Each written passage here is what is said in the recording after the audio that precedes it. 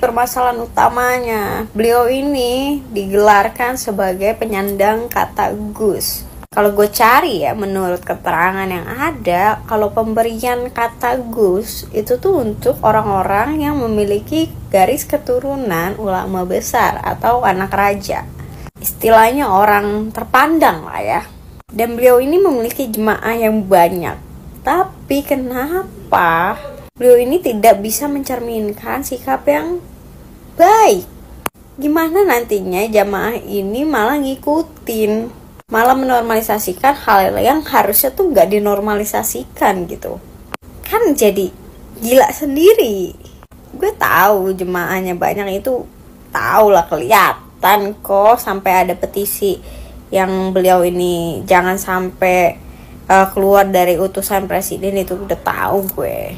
Justru ini masalahnya, beliau ini punya jemaah yang banyak, beliau ini sebagai panutan bagi jemaahnya, yang istilahnya sebagai kepala dari jemaahnya, masa bertindak seperti itu gitu. Dan itu memberikan contoh yang kurang baik kepada jemaahnya gitu loh. Ya semoga kedepannya lebih baik aja lah ya buat Bapak Miftah. Assalamualaikum guys, selamat pagi, good morning. Enggak ya, pakai bahasa Inggris. Saya pernah mengantar Gus Miftah sore siang.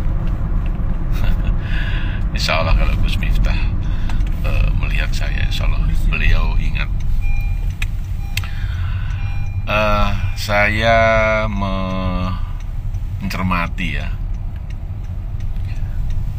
mencermati perkembangan opini-opini tentang Gus Miftah.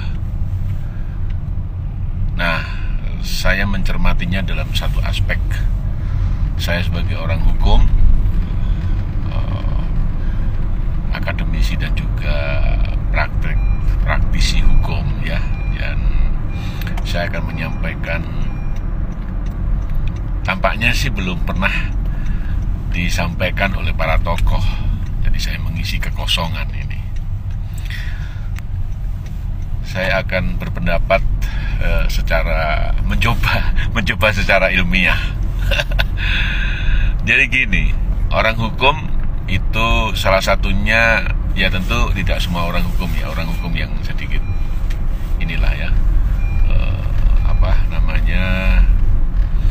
pendidikannya atau bacaannya tidak pernah puas, kira-kira gitu, sehingga bacaannya banyak.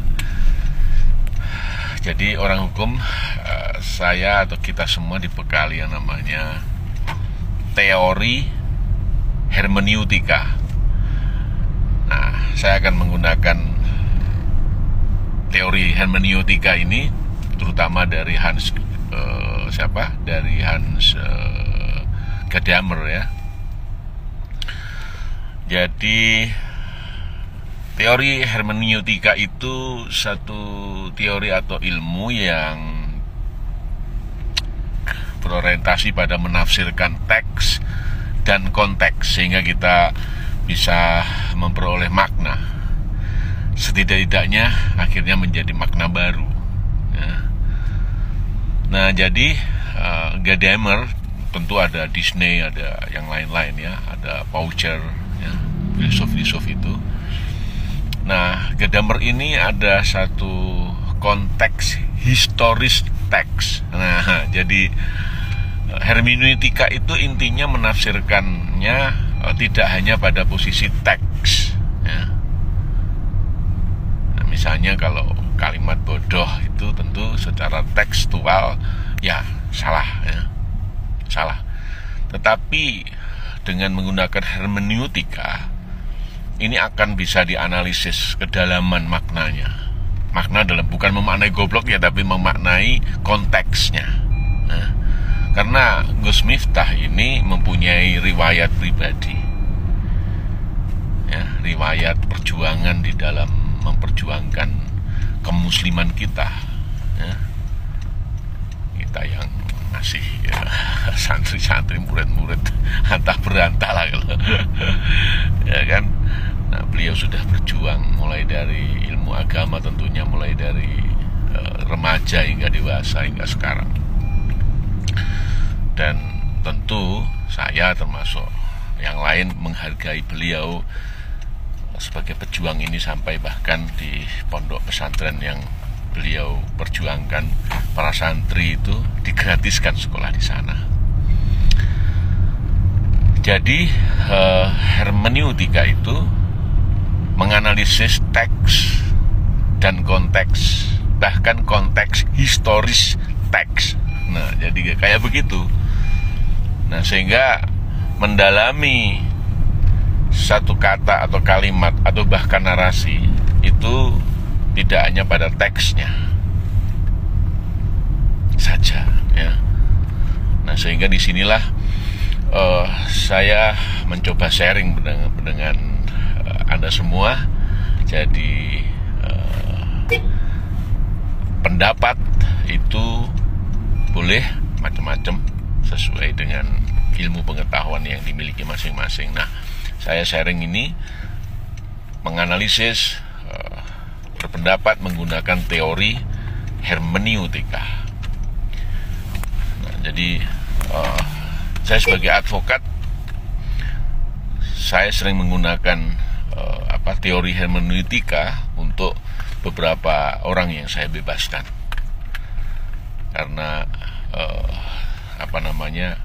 di dalam satu perkara, ya termasuk perkara Gus Miftah yang polemiknya luar biasa ini. Nah, kita coba secara ilmiah menggunakan teori hermeneutika sehingga memperoleh makna baru. Begitulah kira-kira. Anda tentu bisa mencari, ya, mencari Google, atau tanya ke Mbah Google atau ke AI, atau bahkan baca-baca buku, atau bahkan bertanya kepada para guru besar, ya, tentang teori hermeneutika ini. Seringkali hermeneutika ini pada awalnya secara sejarahnya itu digunakan untuk memaknai sastra, puisi-puisi gitu, ya. Tapi seiring dengan perkembangan ilmunya atau teori hermeneutika ini akhirnya digunakan juga untuk pada ranah hukum, ya, supaya ada suatu perbuatan, ada satu norma kontra norma dengan norma yang lain, ya kan, perbuatannya dengan faktanya, sehingga ada makna-makna di situ. Jadi hermeneutika lebih dalam untuk bisa digunakan sebagai basic analisis. Terima kasih guys, kita diskusi. Semoga kita bisa sharing terus-menerus. Assalamualaikum warahmatullahi wabarakatuh. Salam Gus Miftah.